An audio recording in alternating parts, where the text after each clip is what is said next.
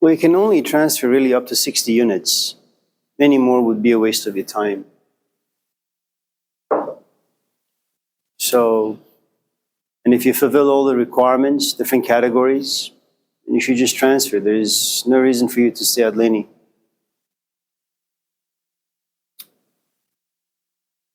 If, for example, you have a math instructor that connects algebra to Pythagoras, connects algebra to Plato, to philosophy, to self-knowledge of sorts, and he or she makes mathematics very exciting, inspiring for you, and should you no longer have anything to do at Leni, and it's time for you to transfer to San Francisco, for example, or Yale, or wherever, then once in a while, when time allows, go back to his or her class and just sit back and relax and, remember what it means to be inspired, how perhaps things can be connected to one another in the relatively harmonious, interesting, exciting way, and then go back to your life and just, attend to your business. Yeah, but don't stay at Leni. Just when you're done, leave.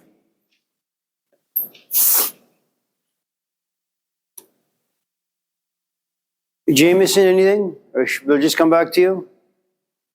All right, man. Yeah? Kidding? Nothing? All right.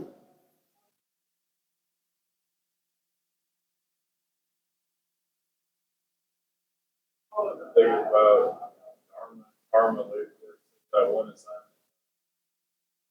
others like I was looking at YouTube that the world has a dharma, like everything has their own dharma, like the lion's dharma is like or like human dharma is like hide and stuff. What else? Like the whole world.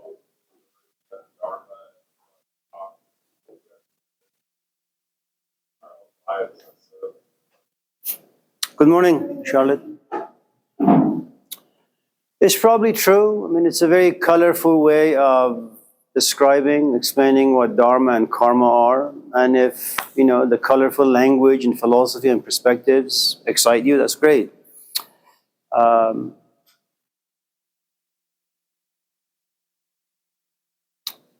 sure it's true at some level that what goes around comes around. It's a very simple way of describing, explaining what dharma and karma are. So,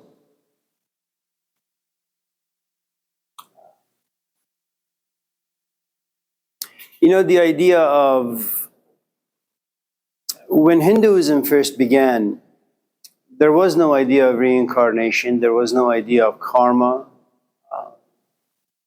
Even dharma, to some extent, was relatively vague. They believed very much like the ancient Greeks that you come into this life, and this is the only life you have. And you want to make sure that the 50, 60, 70 years that you're down here, that you are able to live a relatively peaceful, calm life.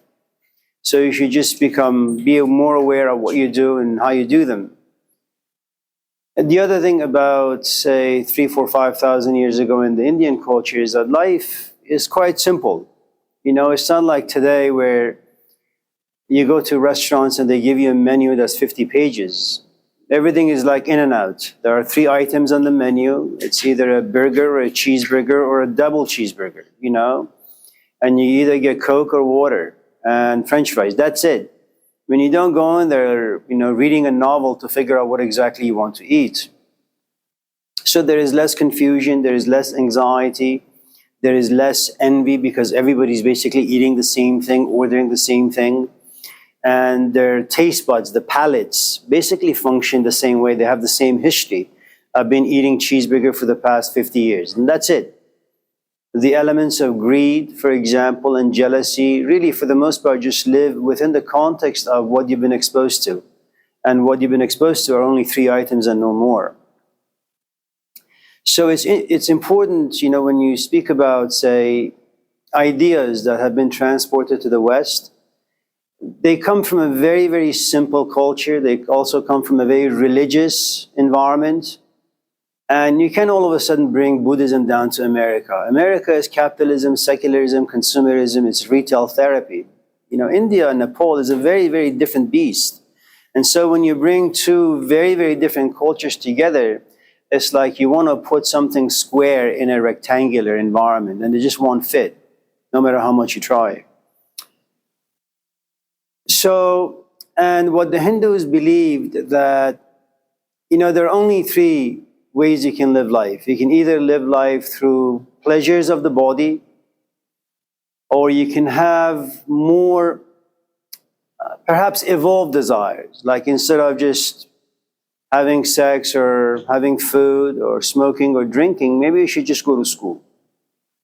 So from kama, K-A-M-A, you go to artha. And this particular power allows for a more stable life.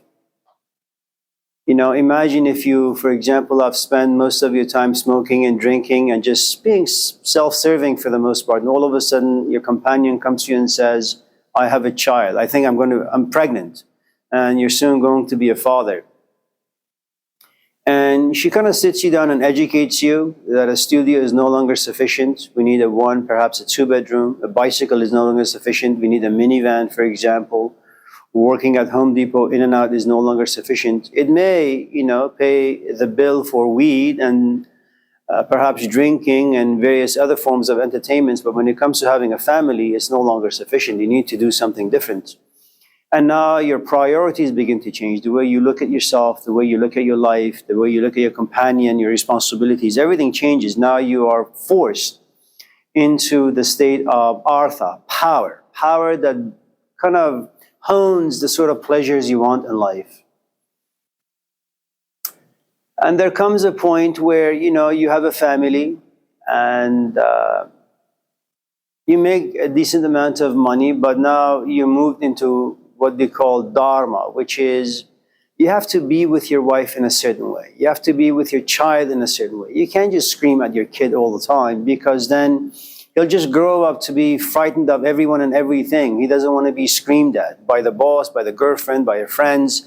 So he or she will always forever remain a people pleaser. And you don't want that.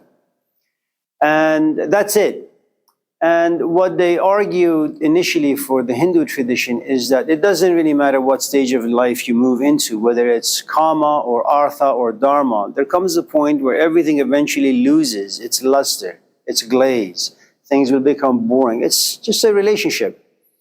Whatever, your relationships may be at the kama stage, just give it 2 weeks. You'll get bored. And in boredom, you'll be dissatisfied. Whatever relationships you may have in the artha stage, you may enjoy school, you may enjoy, making a big paycheck, but at the end of the day, you'll come home and you say, damn, I'm getting a degree, but for what? I'm making all this money for what? It's great that I can buy a house. It's great that I can buy a car. Where am I going? I have no one, as a companion who can live with me, tolerate me. And so the shelf life of the next stage, which is artha, is longer, but the end result is very much the same. You just get bored. That's what life is. It's just boring. And boredom is really just a painful component to have inside you. It births frustration, anxiety, dread, confusion. You lose power. You become angry. And then you move into the dharma stage. You're nice to your wife, you're nice to your parents, you're nice to your neighbor, but you come to a certain point, you say, I've been nice to all these people, and there's nothing wrong, it's good, but I feel as if something is missing in life. And so your relationships in the dharma stage slowly begin to kind of lose value. And then you'll kind of be pushed back into boredom again. And every time you get bored, you're pushed into this world of anger. But there is a release valve to all of this. The Hindus believe that at the end of all human life, there is a salvation. It's called death. Once you die, you no longer have to live in the world of pleasure. You no longer have to live in the world of power. You no longer have to live in the world of just being social, decent, and nice. Do whatever you want in this life, do it well, but know that at the end of every activity, boredom awaits you. And then you have to suffer, find a way to kind of get yourself out. And you do, only to realize you're in another dark well again. And you have to scream and shout and suffer some loneliness. And then someone throws down for you a rope, you climb up, and then you do whatever, and then you find yourself back in the well. That's how life is. How do you end this? You don't have people like, Andrew Tate or Jordan Peterson, Eckhart Tolle, or Sadhguru telling you how to do this and how to do that. They're very real. It doesn't matter what branch of life you walk into. Boredom, frustration, suffering, they'll always be waiting for you. What's the salvation? Death. Once you die, you will no longer desire anything. You don't exist. I don't know. They didn't believe in a soul. So once you die, it's finished. Then something interesting happened. Am I boring, or should I stop, or should I continue with this rambling?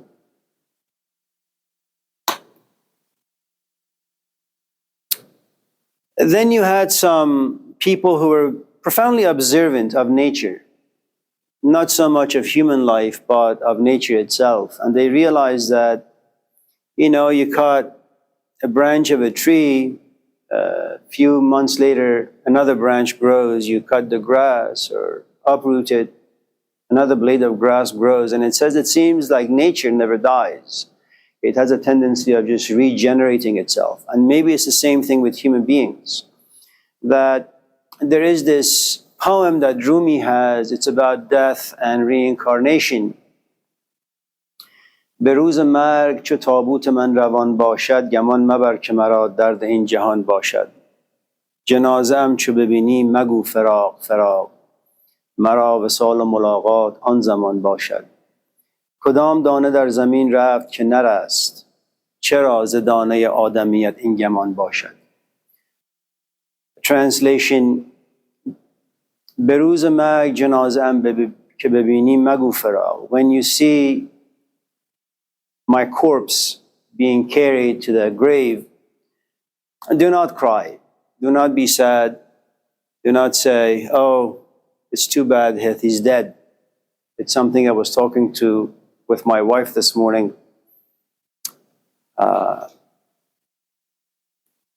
مرا وصال ملاقات آن زمان باشد. That my body is a prisoner to my soul.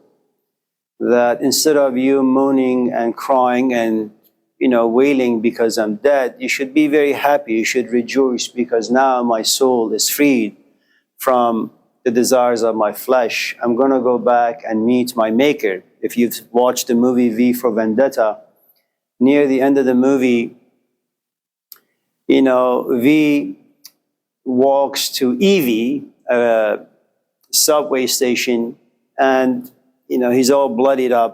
He has like 5,000 bullets in him. He's about to die. And Evie says, let's get you to the hospital.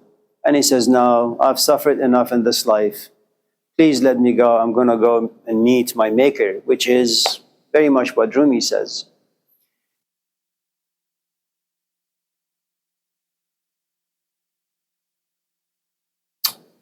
That just in case you see my corpse being carried to the graveside, do not ever imagine that I'm sad because I'm dead. I have finally found my liberation. If you look at every seed, he continues, when you plant the seeds in the earth, what happens? After a while, you have a stem coming out, then you have a flower, then you have a trunk, then you have all these branches. Human beings are very much the same. Their body dies, their soul is freed, and that's how the Indians viewed it, that once your soul is free, the soul from up there looks down and says, okay, I need to go back to life. I can't be up here for too long. And eventually finds herself, the soul does, in the womb of some woman and then comes back to life. But you see, for the Hindus, life is not a joyous thing. You don't come here to have fun because there is no fun to be had. You don't come here to be happy because there is no happy to be had. There is no calm to be had. There is no comfort to be had. Life is a continuous struggle. Why? Because human beings go from artha, pleasures of the body, from kama, pleasures of the body, to artha, pleasures of the mind, I suppose, to dharma, pleasures of just being in healthy relationships, being kind and decent to one another, as well as themselves. But at the end of every journey, again, boredom and frustration awaits them. You get married, that's great, just wait for a couple of years, and then you say, why did I do this again? Have a child, it's fun. Then you say, I don't want to change diapers anymore. I don't have the patience to hear the screaming and the wailing for ridiculous things. And then I have to send them to school. Public school sucks. Private school is expensive. Capitalism, they're like foxes, lions. They're going to suck the soul out of my child. Innocence will be gone. Sincerity will be gone. Technology, video games, they'll be addicted to this and that. And then, of course, you'll be in the presence of old age, sickness, where you can't move your body around. So the Hindus believe that there is no fun to be had in life. Life, if you're lucky, find healthy ways to distract yourself. There is no salvation. There is no Jesus Christ. Life is a continuous state of desire, satisfaction, boredom. At least in the first stage of Hinduism, once you die, you're dead, and that's the end of the story. Now, in the second stage, you die, you come back.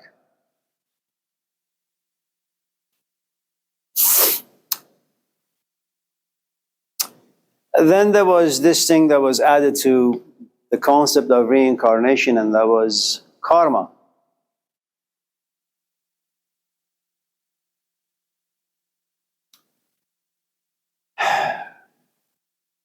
And it goes back to what Jameson was talking about, that life has this inbuilt justice in it, that should you ever push life into an imbalance, life will do whatever it can to bring the balance back into the equation. So, for example,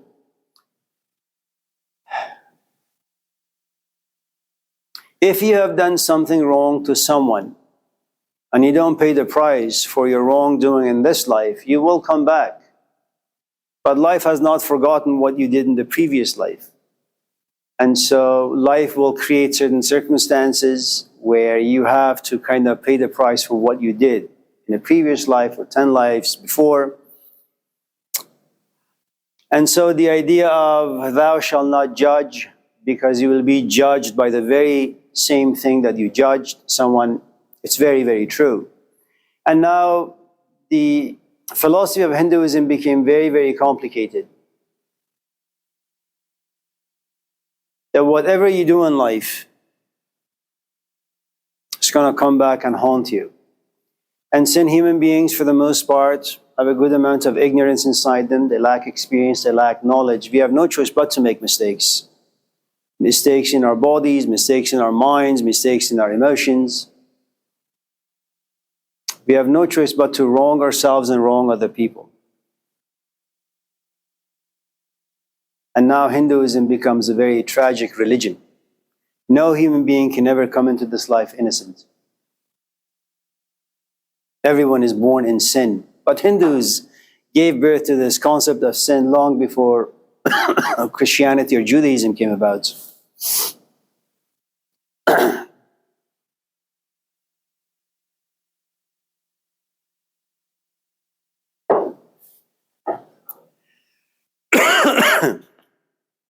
Years passed and came their salvation theory. There is a way out of this mess. And the Hindu Jesus Christ was the concept of moksha. There is a place, or there is a way you can escape karma. There's a stage that if you're able to get there, you can escape artha as well as dharma, moksha, liberation.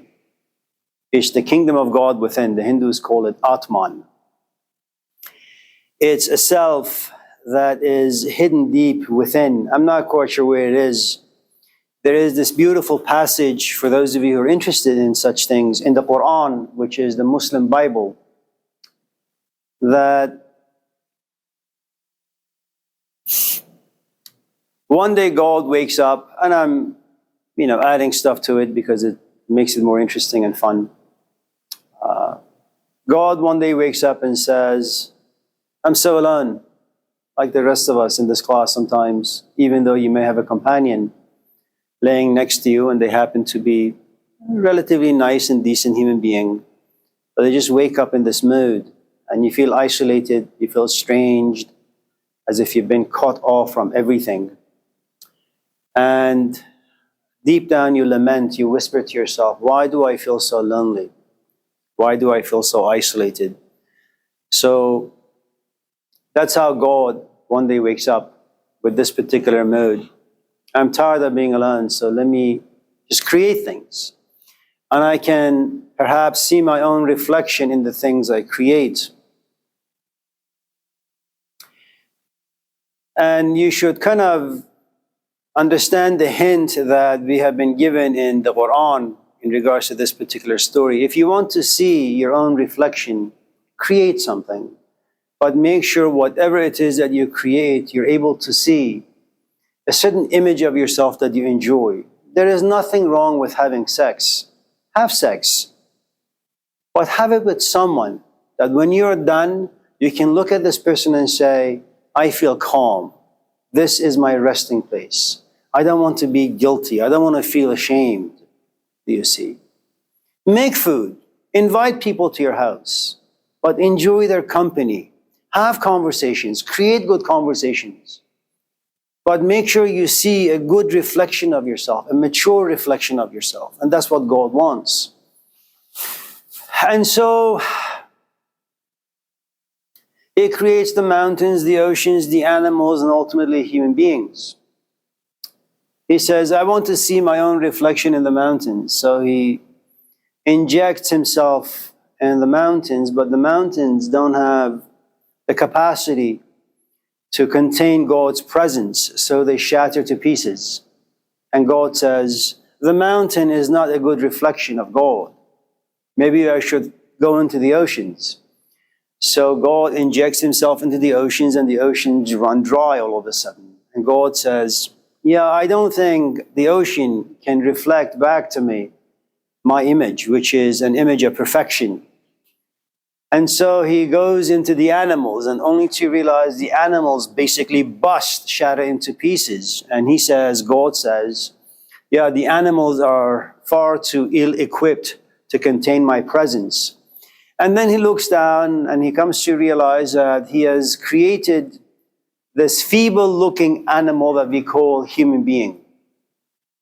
And even though he doesn't really have much hope in human being and their capacity to withhold and contain God, he says, well, this feeble-looking animal is my last option. Maybe I should just inject myself into the human being and just see what happens. And God injects himself into the human being, and he waits and waits and waits for the human beings to kind of break into 1,000 pieces. But interestingly enough, the human being remains intact. And even God is puzzled and says, how is it possible that the mountain is much more powerful than the human being, and yet it can stand the presence of God? The oceans, as large as they are, as deep as they are, they can contain the presence of God. Animals, despite their power and prowess, they can withstand the presence of God. And human being, flesh and bones, tiny little things, they can have the entirety of God inside them. There is this poem by Hafiz. Let me see if I can remember it. It's really, really, really beautiful. بار غم عشق او را گردون ندارد تحمل چون می تواند کشیدن in peykar laghar man, that the entire universe can contain the presence of truth or God, whatever it is, language that you use to replace the word God, it's okay. And yet this relatively pathetic human stature, flesh and bones, is more than sufficient to carry the presence of God. It's a burden that all of us have.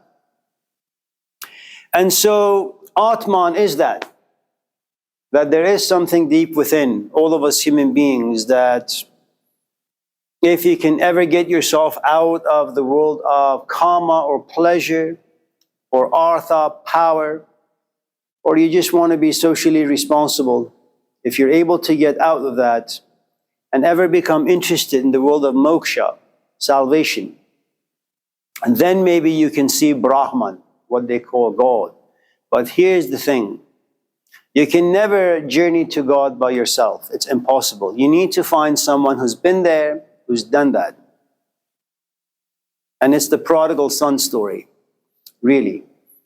All human beings have no choice but to move into the world of karma, pleasure, artha, power, and dharma, being socially responsible. We have no choice. We spend time and energy being in those three worlds. But once in a while, we have these whispers that come from deep within.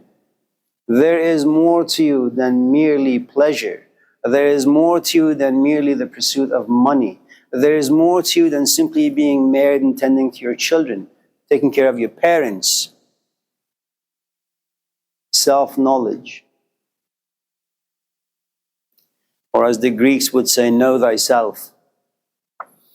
And so the difficulty at that stage is, for the past 20, 30, 40 years, you've been attending to the desires of your body or mind or your parents or your family.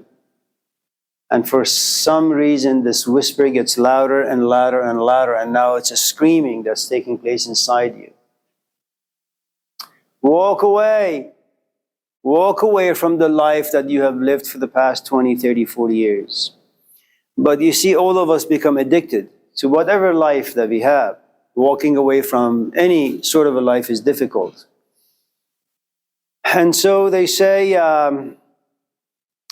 if the whispers become a roar inside you, there's a place that if you're able to find it, if you happen to be in the right place, if you have a certain set of eyes that can see and a set of ears that can hear, find this person that the Hindus call Guru.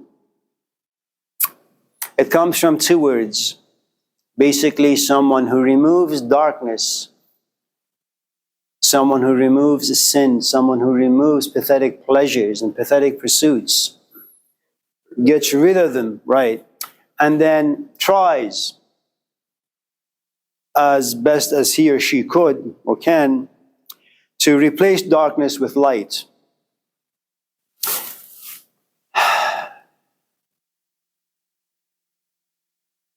But this is a narrative that doesn't exist in the West, but here is what the Hindus argue.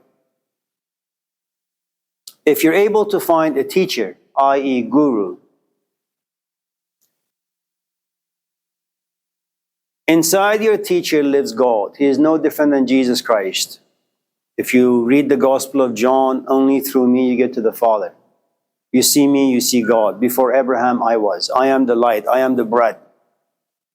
So the Hindus have this narrative in their culture that when you find a teacher, he or she is your God here on earth. They become your church. They become your Bible. They become your Plato. They become your Socrates. They become your Malcolm X. And you have to love them. You have to love them in body, in mind, and in soul. You have entered the Garden of Eden. Your teacher is that.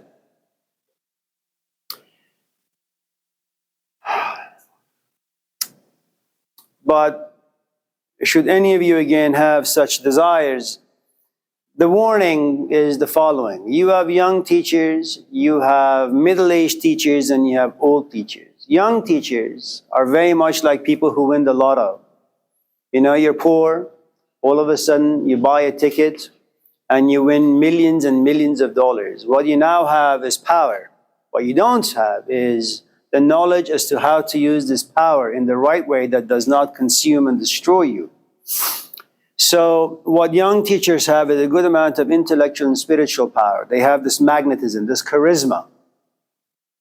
Where it comes from, how it comes from, it doesn't really matter. But they become intoxicated with their power. And they begin to abuse, they begin to take advantage.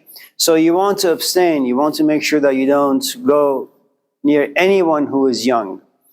When you go to someone who's middle-aged, and I mean someone who's been in the business of teaching for about 5, 10, 15, 20 years, they understand a few things, but just because they understand, it doesn't mean they can apply what they understand. Find someone who's really, really, really old, like 90, 100, 150, where they only sit, they don't say much. They're very much like the Gospel of John. They say, talking is cheap. No one gets anything by listening. And if you happen to be an authentic teacher, just sitting quietly, you have enough potency in your presence that you're able to kind of magnetize people to yourself, lure people to yourself. You don't need to say much. And that is really the position of someone who has talked enough, someone who has done enough things in his or her life, only to realize that the best thing to do perhaps is to sit back and, not entirely, but nevertheless. So that's a very, very long-winded answer to your very simple, innocent question. Only goes to say that there are no simple questions.